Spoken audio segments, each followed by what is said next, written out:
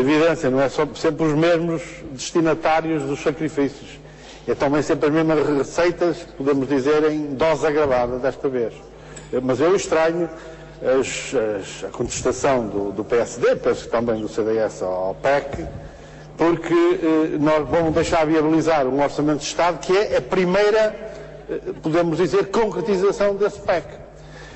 O grande problema do PEC é que ele é a continuação do anúncio do desastre económico e social do país, de um governo que aceita, e está no PEC, que nós vamos ter nos próximos 4 anos um país onde 1 em cada 10 portugueses está desempregado.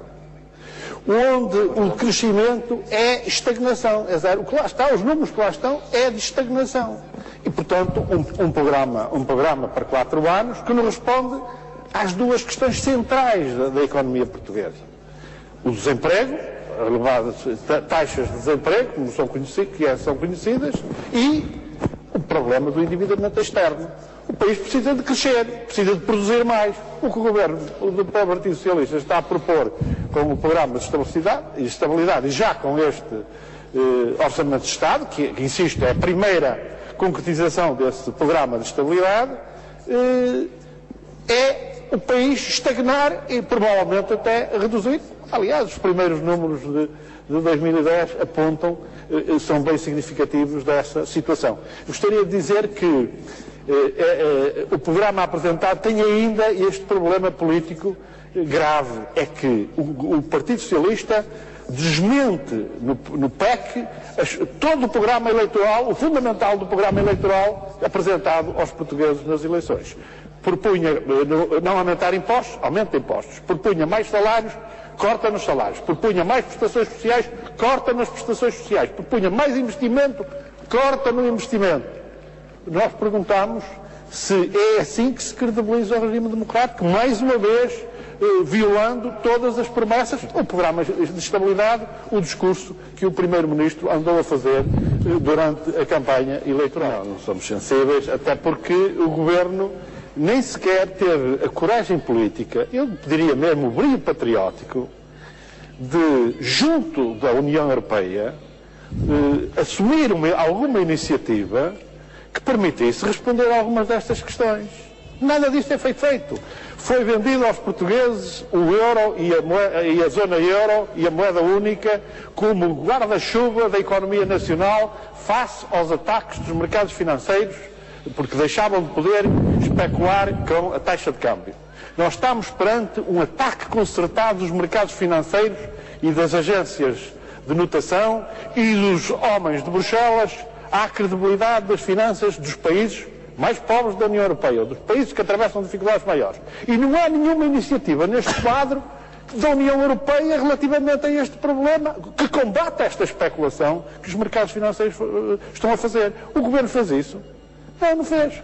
Pelo contrário, nós estamos a assistir a esta coisa notável, que houve uma crise, os governos e o nosso intervêm em defesa da banca, com o despejar de milhões de euros de dinheiros públicos sobre a banca, sobre o setor financeiro. Aí não se pensou no déficit, no que é que isso significava para o déficit.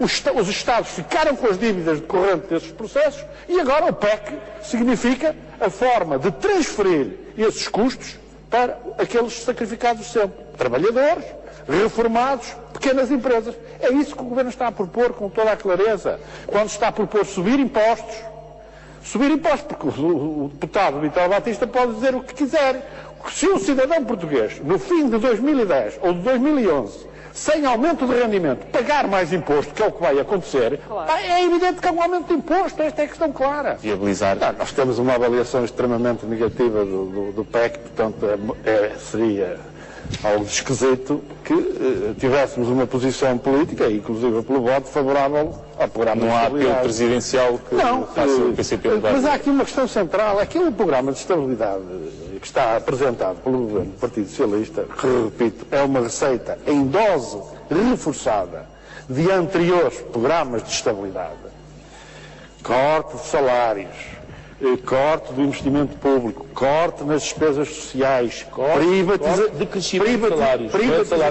privatizações e agora até o agravamento das condições de aposentação dos trabalhadores da função pública, violando inclusive os acordos que tinham havido, por exemplo, em matéria de idade de reforma.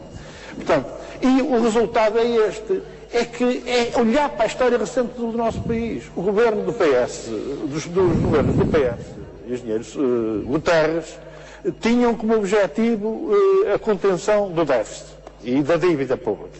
Resultado, quando saíram do governo, maior déficit, maior dívida pública.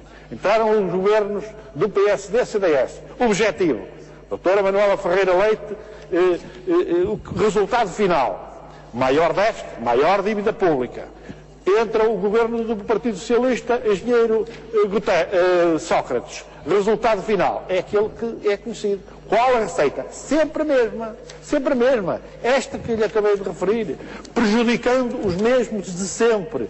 Trabalhadores, reformados e pequenas empresas. Por exemplo, o Partido Socialista está a apresentar um orçamento de Estado onde não tem em conta esta situação dramática que vivem hoje a generalidade das micro, pequenas e médias empresas. Em matéria de crédito, em matéria fiscal, mesmo aquilo que já tinha sido aprovado por maioria nesta Assembleia, o fim do pagamento especial por conta, vai ser retomado, infelizmente, trazendo custos operacionais às empresas. Em matéria de energia, tudo isto eram medidas suscetíveis de aliviar as tesourarias das pequenas empresas e não estão a ser concretizadas.